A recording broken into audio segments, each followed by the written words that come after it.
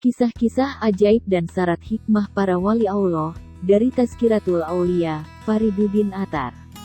Rabiah Al-Adawiyah. Rabiah binti Ismail Al-Adawiyah terlahir dalam keluarga sederhana, dan ia dijual sebagai budak sewaktu masih anak-anak. Pada akhirnya, ia tinggal di Basrah, tempat dirinya memperoleh kemasyhuran sebagai orang suci sekaligus penceramah, dan dipandang dengan penuh hormat oleh rekan-rekan saleh sezamannya. Ada beragam pendapat mengenai tahun kematiannya, mulai dari 135 Hijriah atau 752 Masehi dan 185 Hijriah atau 801 Masehi. Sufi perempuan ini hidup melajang seumur hidup, dan ia dianggap sebagai pelopor konsep cinta ilahi dalam ilmu mistik keislaman. Konon, makamnya berada di dekat Yerusalem. Jika ada yang bertanya, "Mengapa engkau menyejajarkan Rabiah dengan kaum lelaki?" Jawabanku adalah bahwa Rasulullah sendiri berkata, Allah tidak memandang rupamu. Akar masalahnya bukanlah rupa, melainkan niat. Sebagaimana yang disampaikan Rasulullah, manusia-manusia akan dimuliakan sesuai dengan niat di dalam hati mereka. Selain itu, jika kita bisa menerima 2/3 ajaran agama dari Aisyah, maka sudah barang tentu kita bisa menerima pula petunjuk-petunjuk agama dari pelayan pribadinya itu. Ketika seorang perempuan menjadi lelaki di jalan Tuhan, maka ia sejajar dengan kaum laki-laki dan kita tak dapat lagi mempertanyakan keperempuanannya. Pada malam Rabiah dilahirkan ke dunia, tidak ada apapun yang dapat ditemukan di dalam rumah ayahnya, karena ayahnya sangat miskin. Bahkan tak ada satupun tetes minyak untuk mengurapi pusarnya, tak ada lampu, dan tak ada kain untuk membendungnya. Ia sudah memiliki 3 putri, dan Rabiah ada putrinya yang keempat, karena itulah dia dinamakan Rabiah. Pergilah ke tetangga kita si Fulan, dan mintalah setetes minyak, supaya aku bisa menyalakan lampu, kata sang istri. Akan tetapi si suami telah bersumpah tidak akan pernah meminta apapun dari orang lain. Ia tetap pergi, berpura-pura menyentuhkan tangan ke pintu rumah tetangganya lalu kembali pulang. Mereka tidak mau membuka pintu, lapornya. Istrinya yang malang itu menangis dengan susah hati. Dalam keadaan cemas lelaki itu menyelipkan kepala di antara lutut dan tertidur. Ia bermimpi bertemu Nabi. Jangan bersedih, kata sang Nabi.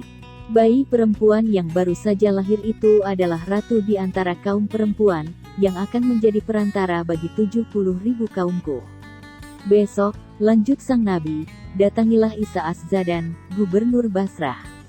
Pada selembar kertas tulislah kata-kata berikut ini, setiap malam engkau mengirimkan 100 sholawat kepadaku, dan setiap malam Jumat 400. Kemarin adalah malam Jumat tetapi engkau lupa melakukannya. Sebagai penebus kelalaianmu berikanlah 400 dinar yang telah engkau peroleh secara halal kepada orang ini. Ayah Rabiah terbangun dalam keadaan bersimbah air mata. Ia pun bergegas menuliskan surat yang diperintahkan Nabi, dan menyerahkan surat itu kepada gubernur, lewat perantara pengurus rumah tangga istana. Sedekahkan 2000 dinar kepada fakir miskin, perintah sang gubernur ketika membaca surat itu, sebagai bentuk syukur karena junjungan kita mengingatku. Berikan juga tuan tadi 400 dinar, dan katakan kepadanya, aku harap engkau datang kepadaku sehingga aku dapat melihatmu. Tetapi aku merasa tidak pantas jika seseorang sepertimu datang menemaniku. Aku lebih suka jika akulah yang datang dan menyeka pintu rumahmu dengan janggutku. Namun demi Allah, aku memohon kepadamu, apapun yang engkau butuhkan, katakanlah kepadaku.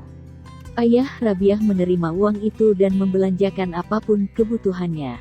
Ketika Rabiah agak lebih dewasa, dan ibu dan ayahnya telah meninggal dunia, kelaparan merebak di Basrah, ia dan kakak-kakaknya terpisah. Ketika Rabiah keluar rumah, ia terlihat oleh orang jahat yang menculik kemudian menjualnya seharga 6 dirham. Di pembeli menyuruh Rabiah melakukan pekerjaan yang berat. Suatu hari, Rabiah sedang berjalan-jalan, ketika didekati oleh orang asing. Rabiah pun melarikan diri. Saat berlari, ia tersungkur dan tangannya terkilir. Ya Allah, serunya sambil bersujud di tanah. Aku ini orang asing, anak yatim piatu, seorang tahanan tak berdaya yang tertangkap, tanganku cedera. Namun, aku tidak bersedih hati atas semua ini.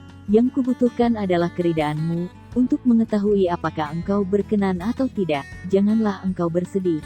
Rabiah mendengar suatu suara. Esok engkau akan dimuliakan sehingga malaikat pun iri kepadamu. Lalu, Rabiah pun kembali ke rumah majikannya. Pada siang hari, ia berpuasa dan beribadah kepada Allah. Pada malam hari, ia terus salat sampai fajar merekah. Suatu malam, majikannya terbangun dari tidur dan, melalui jendelanya, dilihatnya Rabiah yang sedang bersujud dan berdoa kepada Allah. Ya Allah, Engkau tahu bahwa hasrat hatiku adalah untuk memenuhi perintah-Mu dan mengabdi kepadamu. Jika aku dapat mengubah nasibku ini, maka aku tidak akan beristirahat barang sebentar pun mengabdi kepadamu. Tetapi Engkau telah menyerahkan diriku ke bawah kekuasaan seorang makhluk ciptaan-Mu. Demikianlah doa yang dipanjatkan Rabiah. Si majikan melihat sendiri sebuah lentera tergantung tanpa rantai di atas kepala Rabiah, cahayanya menerangi seluruh rumah. Menyaksikan peristiwa ini, ia merasa takut. Ia lalu beranjak ke kamar tidur dan duduk merenung hingga fajar tiba. Begitu hari sudah siang, ia memanggil Rabiah, bersikap lembut kepadanya dan kemudian membebaskannya. "Izinkan aku pergi," kata Rabiah.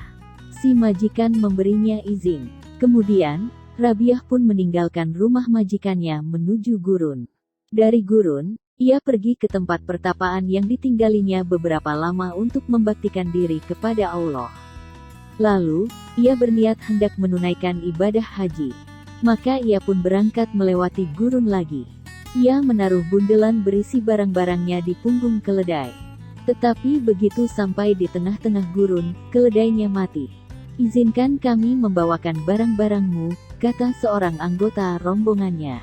"Kalian teruslah berjalan," jawab Rabiah. "Bukan tujuanku bertawakal pada kalian." Para lelaki pun meneruskan perjalanan dan meninggalkan Rabiah sendirian. "Ya Allah," tangisnya sambil menengadah, "begitukah cara raja-raja memperlakukan seorang perempuan yang tak berdaya di tempat yang asing baginya? Engkau telah memanggilku ke rumahmu, tetapi di tengah perjalanan engkau membunuh keledaiku dan meninggalkanku sendirian di tengah-tengah gurun ini."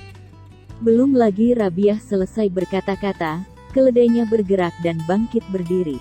Rabiah menaruh barang bawaannya di punggung si keledai, dan melanjutkan perjalanan. Narator kisah ini mengatakan bahwa tidak lama kemudian, ia melihat keledai kecil tersebut dijual di pasar. Rabiah melakukan perjalanan melewati gurun selama beberapa hari, kemudian ia berhenti. "Ya Allah," tangisnya, "batinku letih. Kemana aku harus menuju? Aku adalah segumpal tanah, sementara rumahmu terbuat dari batu. Aku membutuhkanmu di sini." Allah langsung berbicara di dalam hati Rabiah. "Rabiah, engkau sedang berada di atas sumber kehidupan 18.000 dunia. Tidakkah engkau ingat betapa Musa telah memohon untuk melihat wajahku dan gunung-gunung terpecah-pecah menjadi 40 keping?